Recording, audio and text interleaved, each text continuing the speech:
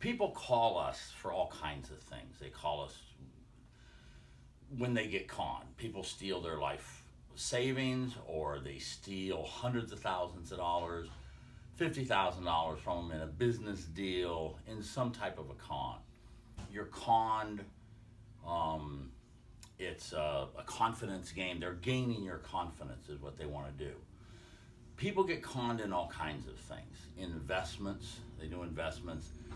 They join into somebody to do a business, and the intentions of one of the partners is to screw the other one or do a deal.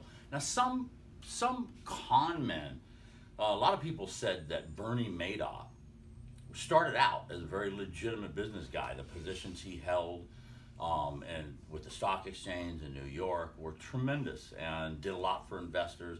Then when the bottom fell out of the market, he had to start conning. That's when he decided, rather than just turn around to everybody and say that he lost their money, he decided to continue to be this guy that could do great things for him. So people come to us with confidence games or scams, and it usually costs them whatever money they've lost. It costs them 10 to 25% of that to get it back again. I always tell them, please, why didn't you come to us before you gave the person this money? Hire us, and for a small amount of money, literally in comparison to whatever you're investing, you can check the person out and not get in the position to begin with. Usually when someone's been conned and they come to us, we do our first run, what we call computer runs and investigation runs, and we know from that first run, in 70% of the cases, our response is, why didn't you contact? All we would have had to do was this first run, and we would have seen red flags. That's what we look for, red flags that you need to dig further. That first run isn't going to tell us, oh, this is a con man, this is what he did, but it's going to give us red flags that we know are red flags. And to tell you, wait a minute, just hang on, don't give him your money, let's go into this a little bit further. Some cons, like I said, Bernie Madoff, they start off legitimate, like movie producers. You're one hit away from being a genius, right, in the movie business, seriously. You can be called a flake, you can be called a whole bunch of things, and then all of a sudden, I can name the movies that people have come up with, like Blair Witch Mountain, and all these ridiculous things, and all of a sudden, oh yeah, they're a genius, So you're one hit away from, it's just like an invention. You got a bunch of stupid inventions, and then one of them works. Now you're a genius. So there's an advertising guy. In the advertising business, there's a lot of hustle. A con is a hustle, a scam. There's a lot of hustling that goes on in every kind of a business, but in the advertising business especially, where you've got to hustle. You got to hustle the customers. You got to hustle your client to convince them about the ad. There was a guy, I'll tell you about one of the greatest, I won't call it a scam, but this was incredible what this guy did. There was a book in the 60s called Promise Them Anything. And you should look it up. And I can't remember who wrote it, but it's in the advertising business. And it's written by the guy who came up with the Alka-Seltzer commercial, I Can't Believe I Ate the Whole Thing. And it was a huge successful campaign.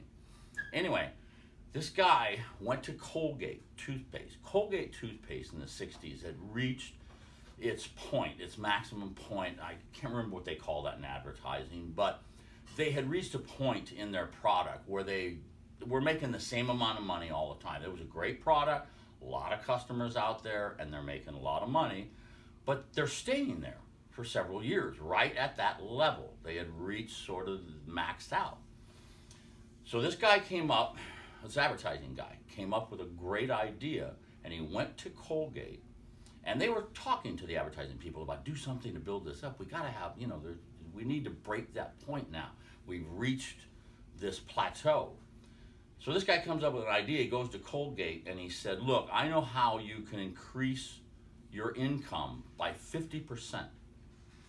And he said, I will tell you how to, I guarantee you, absolutely money back guaranteed, but I want $1 million. They laughed at him, told him go away. Anyway, he kept it up, kept it up and said, look, I'm not joking. I will come to you and you have a cashier's check. I'll bring my attorney, you bring your attorney. Right? I want $1 million. You put $1 million on the table. And if what I tell you, if you don't agree that the idea I come up with, and it's legal, we're not scamming anybody, we're not hustling anybody, you pay me that $1 million right there. So after months of negotiations on this thing back and forth, they agreed to do this. This is factual. This is not a rumor. So this guy goes in to Colgate, and they sit down, they got the attorneys, everybody, they got $1 million cashier's check made out to this guy. And he said, he brought a toothbrush, and he brought Colgate toothpaste. And he held it out, and he said, people brush their teeth, and they put the toothpaste on the toothbrush like this. They just squeeze the tube, and they line the toothbrush. Increase the diameter of the toothpaste tube by 50%.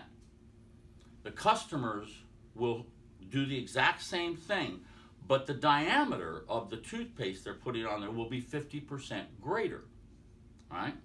And he said it's pretty small as it is, and it was, because you didn't need that much, right? So literally, they all looked at each other, went back and forth, they looked at the tube, he had everything there. They gave him the $1 million. They increased the size of the tube, and their sales went up 50% with the same amount of customers. Now, was that a scam? Was that a con? Depends on the way you look at it. Depends on who you are and what end of the deal you're coming from. Some customers would say, well, now wait a minute, it's a scam. They're just putting 50% more toothpaste on the brush. It's the same brush, right? It is a con, a scam, but that's what they did. And it's legal. It's just like the potato when you buy potato chips in the package. When you open it up, it's half full of air.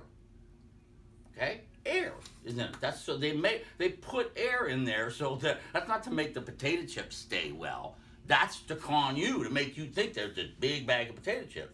As soon as you open it, the air goes shh, and then you have about that many potato chips. So, a con is relative to who's on what end of it. But if you get conned, if you get hustled, if you get cheated, call professionals, call Global Pursuit. And we can show you many different ways to go about hopefully getting your money back. Some of it, maybe all of it. Maybe put the person in jail. Sometimes with a con, you can't put the person in jail because a good con means you didn't do anything illegal. You didn't really break the law. If you broke the law, it's a fraud. It's a con, a hustle, means you did it and you're slick enough to get away, but you still took someone's money. So there's variables, and there's variables on how we get your money back. Okay? Now, if it's in the United States, we can do certain things. If it's out of the United States, we can do a whole bunch of other things. Anyway, call the professionals.